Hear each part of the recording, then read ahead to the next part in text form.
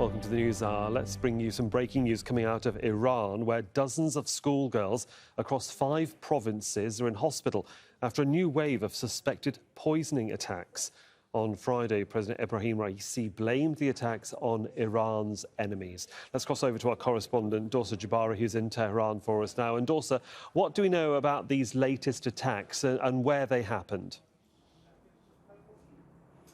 Well, according to human rights groups inside the country, there's been at least 40 attacks in various parts of Iran, not limited to any specific province.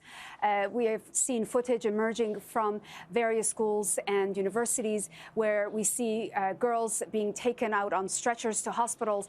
They have difficulty breathing and they're clearly distraught. According to semi-official news agencies, there have been at least a dozen attacks taking place on Saturday alone at various parts of the country where girls have been attacked while they were studying in classroom. This is certainly an escalation over what we've seen in the story in the past week, and it's something that has been ongoing in Iran since November. But over the past 10 days or so, these attacks have certainly increased, not only in numbers, but also in locations across Iran, not limited to certain provinces. We've seen a number of attacks on Wednesday alone. There were 10 schools in Tehran alone that were attacked, and we saw a number of victims being taken to hospital. Of course, the authorities have said that it's Iran's enemies are behind this, but that's pretty vague in itself. Are they being any clearer about where the finger of blame is being pointed?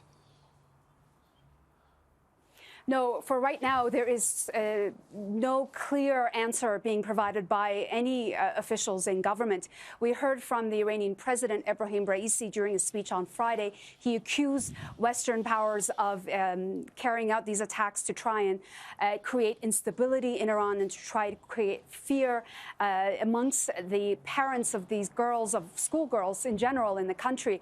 We know that the president has tasked the interior minister to look into these attacks and also trying to figure out what is happening and to prevent them from taking place. We understand that the various levels of intelligence apparatuses in the country are also working with the Interior Ministry. But I think it's important to point out that we don't have any clear answers, and the officials haven't provided any evidence that they've come up with that would prove Western powers to be involved or foreign powers to be involved in these attacks. What is clear is that they are increasing in numbers, which is only making parents more worried. I've spoken to a number of parents over the past few hours who say they're clearly worried about their daughters and they're not sure if they will send them back to school in the coming days. We also saw a number of parents whose daughters were taken to hospital. They were outside the Interior Ministry earlier in the capital trying to demand answers from officials, and reports came back that they were taken away from that area and not allowed to demonstrate. So it is certainly the issue is escalating and the attacks are increasing, which is only creating more fear amongst the public. You said that these attacks had begun in November in an ad hoc fashion around the country in different provinces and hard to actually see a pattern per se. So what have the authorities, or what advice have the authorities given to schools and educational authorities in various provinces about taking precautions? Well, we haven't heard any specific instructions from officials, and that is one of the points of contention amongst parents.